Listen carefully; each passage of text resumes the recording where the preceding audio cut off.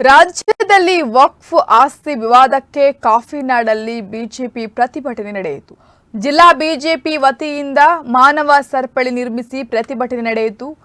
Kadur Mangaluru 173ರಲ್ಲಿ CM Siddaramaiah, ಸಚಿವ ಜಮೀರ್ ಹಾಗೂ ಕಾಂಗ್ರೆಸ್ ಸರ್ಕಾರದ ವಿರುದ್ಧ ಘೋಷಣೆ ನಡೆದಿದ್ದು, ಸರ್ಕಾರ ಒಂದು ಸಮುದಾಯದ ಓಲೈಕೆ ಮಾಡಿ ಹಿಂದೂಗಳನ್ನ ತುಳಿಯುತ್ತಿದೆ ಎಂದು ಆಕ್ರೋಶ ಕೇಳಿಬಂದಿದೆ.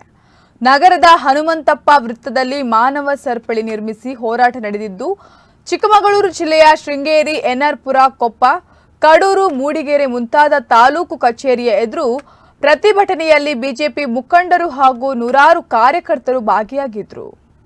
ಜಮೀನು ಜಮೀನಂತೆ ಜಮೀನು, ಆಸ್ತಿಯಂತೆ ಆಸ್ತಿ, ಸಿದ್ದರಾಮಯ್ಯ ನೇತೃತ್ವದ ಕಾಂಗ್ರೆಸ್ ಸರ್ಕಾರಕ್ಕೆ, ಸಿದ್ದರಾಮಯ್ಯ ನೇತೃತ್ವದ ಕಾಂಗ್ರೆಸ್ ಸರ್ಕಾರಕ್ಕೆ, ಅಲ್ಲ ಜಮೀರ್ ಅಹಮದ್ ಖಾನ್ಗೆ, ಅಲ್ಲ ಜಮೀರ್ ಅಹಮದ್ ಖಾನ್ಗೆ.